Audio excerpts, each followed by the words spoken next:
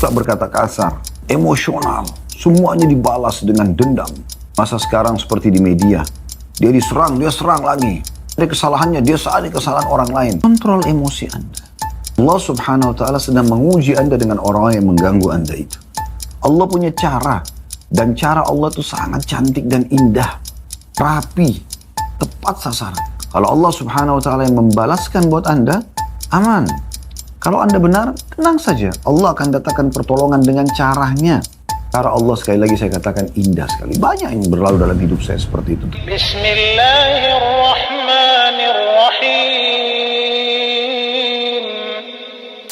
Sebagai seorang muslim, kita memiliki sebuah ciri khas, yaitu karakter yang baik, akhlak yang mulia.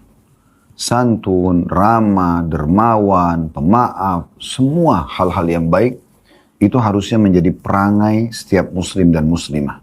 Menjadi prinsip hidup mereka dan bawaan dalam keseharian. Apakah itu dalam berinteraksi dengan orang-orang terdekat, misalnya kepada suami, kepada istri, kepada anak-anak, kepada orang tua, saudara, kerabat secara umum, dan orang-orang terdekat misalnya tetangga yang dekat dengan rumah kita, teman-teman di kantor, semua itu kita akan gunakan perangai-perangai ini. Dan begitu juga dengan orang-orang yang baru kita kenal. Semuanya akan terbawa. Kalau orang-orang terdekat saja, kita bisa menjadikan atau mempraktekkan akhlak-akhlak yang mulia ini, maka tentu orang-orang yang jauh lebih mudah untuk kita praktekkan. Dan hadis yang terakhir yang sudah kita bacakan adalah hadis nomor 630. Saya kembali mengingatkan, yaitu dari Abdullah bin Amr bin As radhiyallahu anhu, dia berkata, lam yakun Rasulullah sallallahu alaihi wasallam fahishan wala mutafahishan wa kana yaqul inna min khiyarikum ahsanukum akhlaqa. Artinya Rasulullah SAW bukan orang yang berperilaku buruk dan bukan juga orang yang suka berkata buruk. Dan Nabi SAW bersabda, sesungguhnya orang yang terbaik di antara kalian adalah yang terbaik akhlaknya.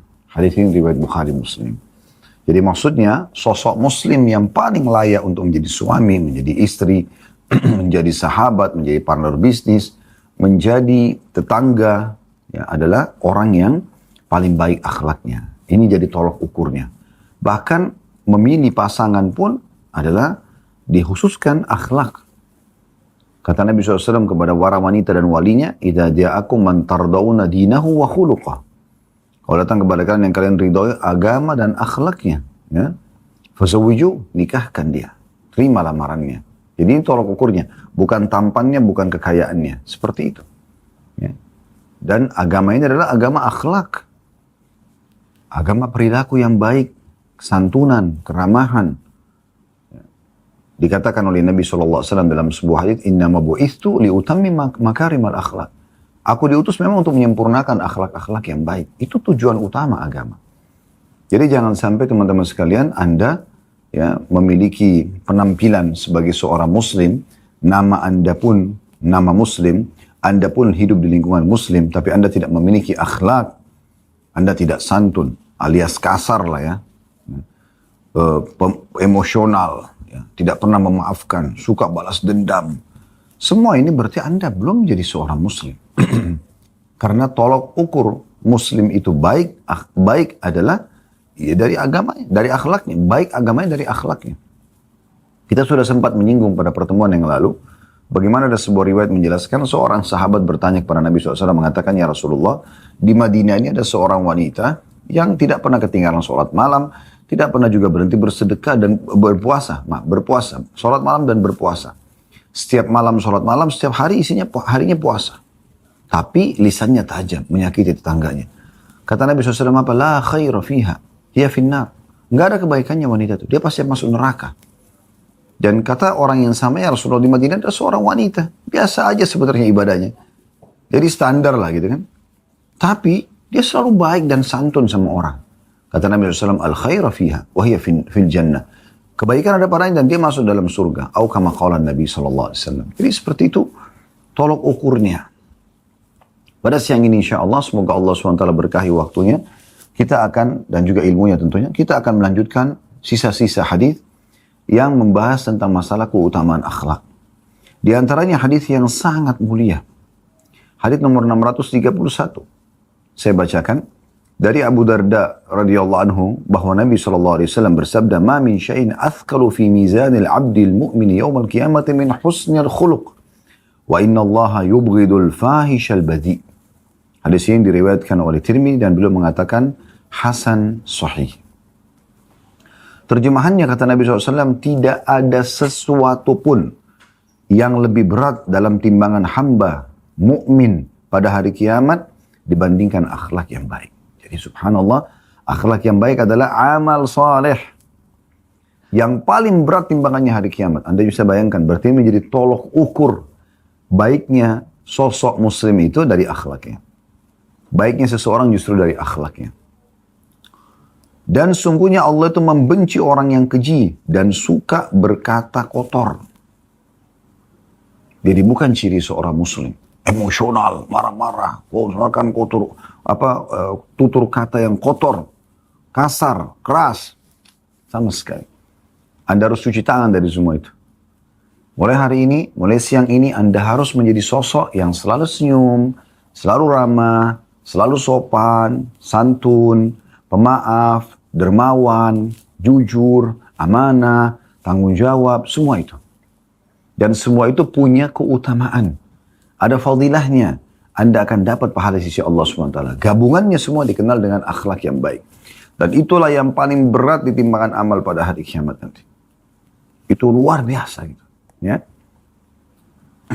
Maka kalau ada orang, sekali lagi, penampilannya sudah muslim, namanya muslim, tapi bobrok sikapnya, suka berkata kasar, ya, emosional, semuanya dibalas dengan dendam. Di masa sekarang seperti di media, dia diserang, dia serang lagi. Dicari kesalahannya, dia cari kesalahan orang lain. Ini yang sedang menyerang dan mencari kesalahannya adalah orang yang salah dan bodoh. Dia pun ikut-ikutan bodoh. Kenapa? Kenapa Anda tidak menjadi orang yang memiliki akhlak yang mulia? Kontrol emosi Anda. Allah subhanahu wa ta'ala sedang menguji Anda dengan orang yang mengganggu Anda itu. Tunjukkan respon yang positif. Tidak usah emosional. Kalau Anda salah, Anda perbaikin. Alhamdulillah Allah ingatkan melalui orang ini. Daripada hari kiamat Allah hisab, daripada disiksa di kuburan, alhamdulillah, tidak usah balas. Perbaikin saja, taubat kepada Allah, perbaikin.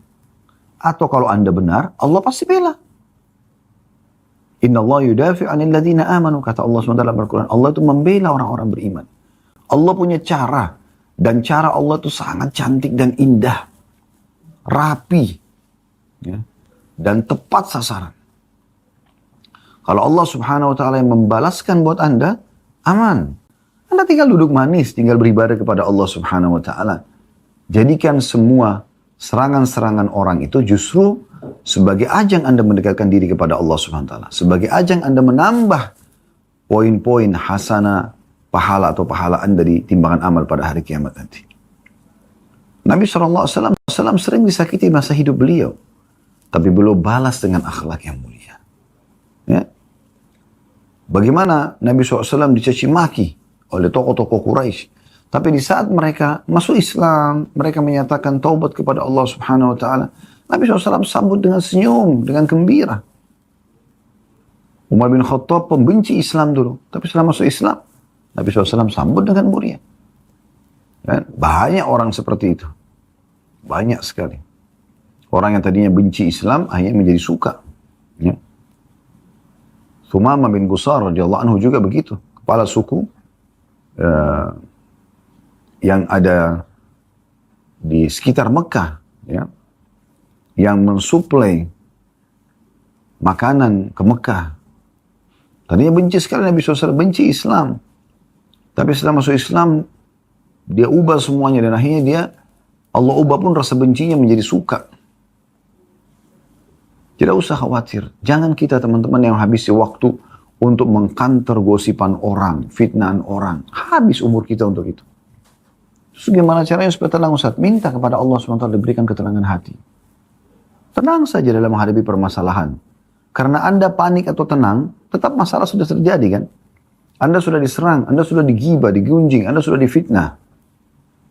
Udah, saya sudah katakan tadi, solusinya kalau Anda salah, Anda memohon ampun kepada Allah SWT, jadikan itu sebagai teguran dari Allah melalui orang itu. Nanti Allah punya cara memperbaiki nama Anda. Kalau Anda benar, tenang saja. Allah akan datangkan pertolongan dengan caranya. Dan cara Allah, sekali lagi saya katakan, indah sekali. Banyak yang berlalu dalam hidup saya seperti itu. Ternyata dengan kita hadapi dengan akhlak yang mulia, malah menjadi penyebab hidayahnya orang lain. Ya? Dan tidak mengganggu sama sekali kehidupan kita. Nah, ini yang perlu digarisbawahi teman-teman sekalian. Baik, yang kita bisa ambil pelajaran dari hadis ini. Yang pertama, akhlak mulia adalah amal yang paling mulia. Dia akan menjadi sesuatu yang paling berat di timbangan amal hari kiamat. Dan ini luar biasa. Bukan sholat, bukan puasa, bukan jihad. Tapi akhlak yang mulia. Pelajaran yang kedua adalah Allah Subhanahu wa ta'ala justru membenci akhlak-akhlak, karakter, perangai yang buruk. Di sini diantara contohnya adalah yubghidul fahish. Ya. Allah membenci orang yang keji. Keji ini ringkas tapi maknanya luas. Ya. Matanya melotot, lisannya tajam, tangannya suka melayang. Emosional. Ini keji namanya. Keji. Orang jadi takut kalau dekat sama dia. Istrinya jadi takut. Suaminya jadi nggak nyaman. Anak-anaknya jadi nggak nyaman. Orang tuanya nggak nyaman sama dia misalnya. Nah ini karena akhlaknya tidak baik. Pada saat di posisi suami dia tidak baik. Posisi istri dia tidak baik. Posisi anak dia tidak baik. Posisi orang tua tidak baik. Sahabat. Semua orang di sekitarnya tidak mau mendekat sama dia. Kecuali karena ada urusan penting saja. Setelah itu orang sudah tidak nyaman lagi. Ada orang subhanallah. Kita begitu ketemu. Rasanya tidak ingin berpisah. Karena nyamannya dia dalam berbicara. Santunnya dalam menyampaikan penjelasan. Gitu kan. Kita merasa nyaman dengan orang ini. Bersih, rapi. Jadi penampilannya indah. Tutur katanya indah, ya. Selalu ucapan lisannya juga indah, semuanya indah. Tatapan matanya syahdu, jangkauan sentuhan tangannya ramah. Dermawan, suka membantu. Minta memaafkan, mudah memaafkan orang. Gak ada balas dendam. Karena memang ada dalam kamus Islam itu balas dendam. Emosional. Selalu berpikir bagaimana bisa ya, mencelakakan orang lain. Iri dan hasad. Nah, dalam Islam semua itu. Mohon kepada Allah Subhanahu wa ta'ala teman-teman. Agar diselamatkan dari perbuatan keji ini. Dan juga kata Nabi SAW di sini, badhi. Badhi secara khusus lagi, rincian daripada ya tadi, fahish. Fahish maksud secara umum. Tadi sudah saya bilang, matanya melotot, tangannya memukul, lisannya tajam, semuanya perangainya nggak nyaman orang dekatnya. Kalau badhi khusus masalah lisan, suka berkata kotor. Di sini ada dua bagian ya. Bisa berkata kotor itu diikuti dengan sikap emosionalnya, dengan marah-marah, terus kemudian lisannya mengucapkan kata-kata yang tidak baik. Semua nama-nama binatang digunakan sudah biasa digunakan. Bahkan digunakan dengan pasangan hidupnya sendiri. Ini buruk sekali. Bagaimana bisa ada seorang suami menghina istrinya menyebutkan dengan nama hewan? Bagaimana seorang istri menyebut suaminya dengan nama hewan? Allah ciptakan manusia sempurna terus dipanggil dengan nama hewan. Panggil anaknya dengan nama hewan. Selalu kalau ngomong matanya melotot. Subhanallah, nampak dari wajah ya. Orang yang biasa emosional itu nampak dari wajahnya. Semuanya serba berkerut. Semuanya serba tegang. Otot-ototnya tegang. Kelihatan jauh lebih tua. Ya begitu. Tapi kalau orang yang tenang, dewasa, bijaksana. Kadang-kadang kita lihat orang ini kok lebih muda dari umurnya ya. Ya mungkin dia umurnya sudah 60 tahun tapi nampaknya oh enggak masih kayak 40 tahun.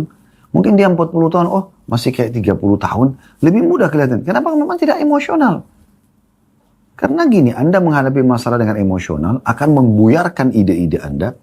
Dan akan membuat juga Anda tidak nyaman. Karena Anda kadang-kadang tidak bisa kontrol sikap. Orang yang sedang berinteraksi juga tidak nyaman. Tapi di saat Anda hadapi dengan tenang, dengan bijaksana, toh sama mencari solusinya. Tapi pasti akan lebih mudah. Ingat selalu sabda Nabi SAW, Ma nazala linu fi syai'in illa zalah. Tidak ada sesuatu yang diliputi dengan kelembutan, ya, kecuali akan menghiasinya. Wa ma nuzi'a min syai'in illa sya'nah. Dan tidak pernah diangkat dari sesuatu kecuali pasti akan merusaknya. Hadis nomor 632. Hadis kedua yang kita pelajari pada siang ini dari Abu Hurairah radhiyallahu anhu, beliau berkata, "Su'ila Rasulullah sallallahu alaihi wasallam an akthari ma yudkhilun nasal jannah. Qala taqwallahi wa husnul khuluq. Wa su'ila an akthari ma yudkhilun nasan nar. Faqala al-famu wal farju." Hadis ini diriwayatkan Tirmidzi dan beliau mengatakan hasan sahih. Ini lagi hadis mulia. Ya. Kata Nabi SAW, terjemahannya. Maaf, kata Abu Hurairah radhiyallahu anhu, Rasulullah SAW pernah ditanya tentang amalan apa yang paling banyak membawa orang masuk ke dalam surga. Maka kata Nabi SAW, taqwa Allah. Bertakwa kepada Allah dan akhlak yang baik. Ini paling banyak membawa orang masuk ke dalam surga. Dan beliau juga ditanya tentang perkara apa yang paling banyak membawa orang masuk ke dalam api neraka. Maka beliau menyebutkan dua anggota tubuh. Beliau mengatakan mulut dan kemaluan. Ini luar biasa ini hadisnya, ya. Ayo kita lebih nikmati teman-teman sekalian bagaimana penjelasannya. Dan semoga Allah mudahkan kita untuk mempraktikkan dalam kehidupan kita. Dalam hadis ini Nabi SAW ditanya, apa sih yang paling banyak membawa orang masuk ke dalam surga? Maknanya adalah, apa kira-kira yang umum nih, semua orang bisa lakukan. Tapi pasti membawa atau memberikan tiket VIP ke surga. Maka Nabi SAW memberikan dua judul. Ya, yang di bawah judul ini banyak sekali tentunya hal-hal ini. Maksudnya judul kehidupan. Yang pertama, taqwa Allah.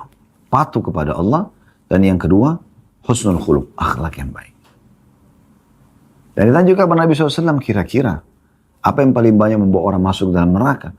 Nabi SAW sebutkan dua anggota tubuh yang merupakan sumber induk semua permasalahan. Mulut dan kemaluan. Faedah pertama dari hadis yang bisa kita ambil sekaligus kita jelaskan insya Allah. Pentingnya seorang muslim peduli terhadap apa saja yang bisa memasukkan dia ke dalam surga merupakan target utama setiap muslim dan muslimah, setiap mukmin dan mukminah, dan ya, juga bagaimana dia selamatkan diri dari api neraka. Pentingnya seorang muslim dan muslimah mencari tahu tentang apa yang paling banyak, yang paling mudah menyelamatkan dia masuk ke dalam surga dan menyelamatkan dari api neraka. Ini penting, ini pelajaran pertama. Semua hidup kita sebagai seorang muslim dan muslimah sibuk untuk mencari apa saja amalan dalam keseharian selama ajal belum datang, Allah masih kasih kesempatan, umur, kesehatan, harta, semuanya ke surga. Dan semuanya menyelamatkan dari api neraka. Seperti itu.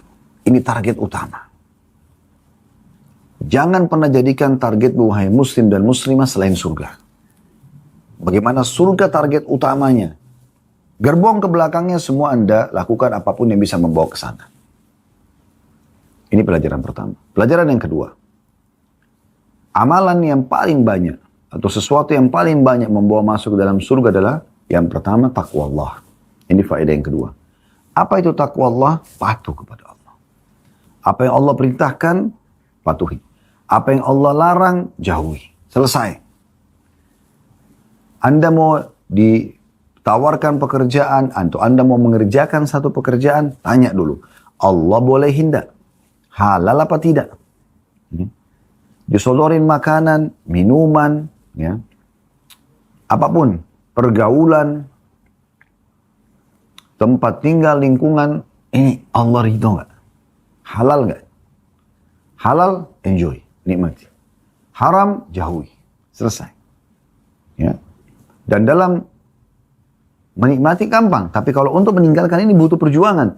Tapi ingat sabda Nabi SAW. Man taraka syai'an lillah abdalahu khairan min. Siapa yang meninggalkan sesuatu karena Allah, Allah pasti ganti dengan sesuatu yang lebih baik.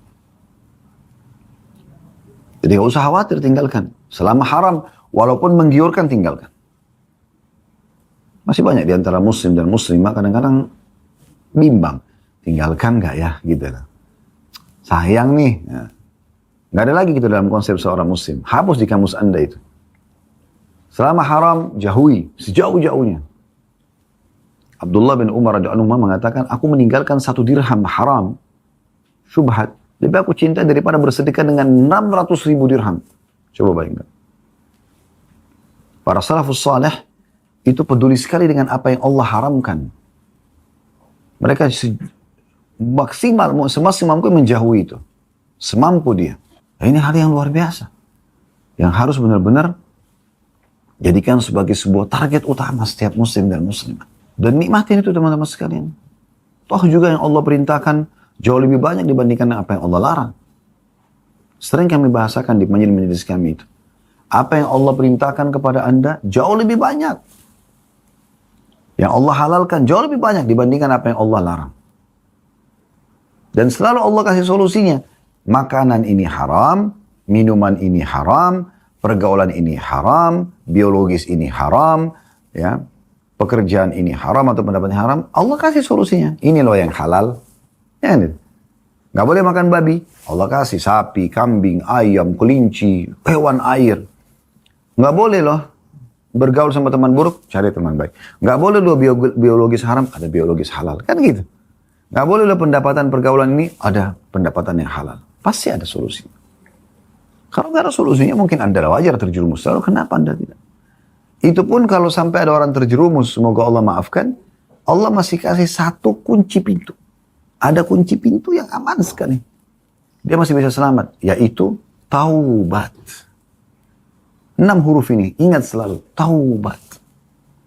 Allah gembira dengan taubat hambanya. Sudah melanggar, Allah masih kasih kesempatan.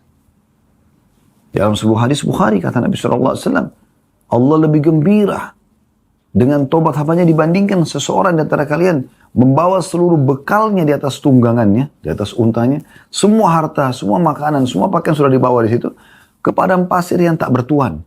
Kemudian dia istirahat di bawah sebuah pohon. Kemudian setelah itu dia tertidur, waktu dia bangun dia tidak temukan untanya. Semua bekal makanannya habis. Dia keliling-keliling cari, tidak temukan. Setelah putus asa dia mengatakan, saya coba kembali saja ke bawah pohon tadi, saya tidur lagi, semoga saya tidak bangun. Saya meninggal. Waktu dia tidur, dia bangun, ada untanya di depan matanya. Bagaimana gembiranya dia? Dia bisa lanjutkan perjalanan, dia bisa kenakan lagi pakaiannya, dia bisa makan makanan dan bekalnya, bisa lanjutkan kehidupan. Allah lebih gembira, kata Nabi SAW, dengan taubat hambanya daripada itu. Jadi Allah kasih solusi. Ya. Di saat Anda menikmatin hal-hal yang baik itu, Anda akan dapat pahala dan juga mendapatkan kebutuhan Anda. Dan Anda juga dapat pahala dengan meninggalkan yang haram. Di saat Anda terjerumus pada yang haram pun, Allah masih kasih satu kunci lagi. Taubat. Masih bisa kembali. Berulang kali. Kata Nabi SAW kepada seorang sahabat yang mengatakan, ya Rasulullah, kalau saya buat dosa. Kata Nabi SAW, taubatlah. Lalu dia mengatakan, kalau saya ulangi lagi. Kata Nabi SAW, taubatlah. Dia mengatakan, ya Rasulullah, kalau saya ulangi. Kata Nabi SAW, taubatlah.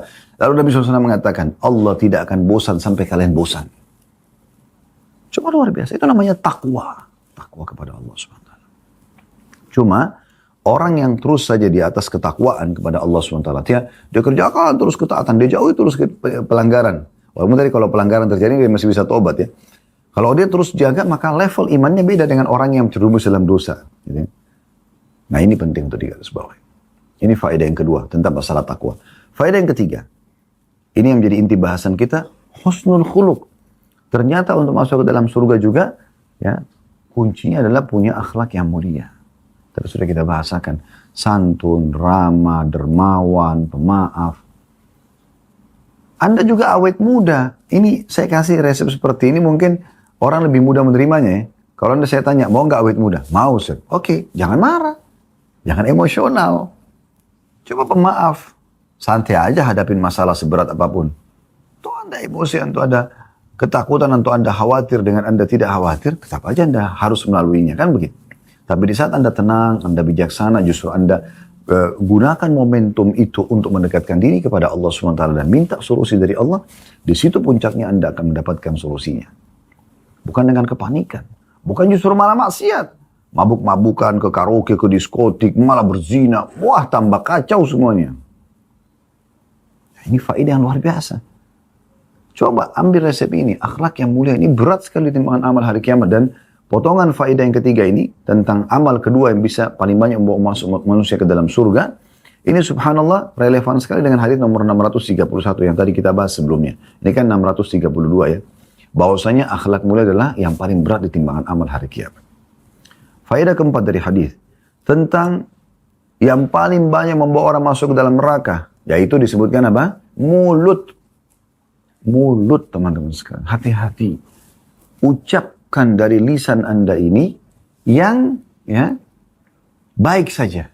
Baik saja. Jangan kasih kesempatan ucapan yang buruk. Baik saja. Walaupun lagi marah, ucapin yang baik. Saya selalu, kalau teringat kisah Syekh Sudes, Hafizahullah pernah menyampaikan di salah satu di publik, waktu beliau ditanya, apa resepnya Anda menjadi imam Masjidil Haram? Yang unik itu beliau mengatakan begini, bukan karena, saya dari kecil dididik sama orang tua saya untuk hafal Quran. Bukan. Beliau itu kan umum, orang semua tahu. Tapi ada satu hal yang dia pesankan, yang sebenarnya tidak perlu beliau ceritakan, tapi beliau ingin sampaikan tuh pentingnya orang tua berkata-kata baik nih. Dia mengatakan, saya dulu waktu kecil kalau nakal nih, buat pusing orang tua saya. Karena kan anak-anak begitu cari sensasi, cari masalah supaya orang tuanya jadi negur dia, karena itu bagi dia bentuk kasih sayang misalnya. Maka dia mengatakan, saya dulu kalau nakal, ibu saya selalu mengatakan, pergilah ke Masjidil Haram, semoga kau jadi imam haram. Coba, ibunya ucapin itu. Jadi dalam kondisi anaknya nakal pun aktif, dia masih mengatakan, semoga engkau menjadi imam haram. Dasarnya, akal kita teman-teman dan diri kita ini tidak menerima kata-kata negatif. Jadi kalau Anda mengatakan,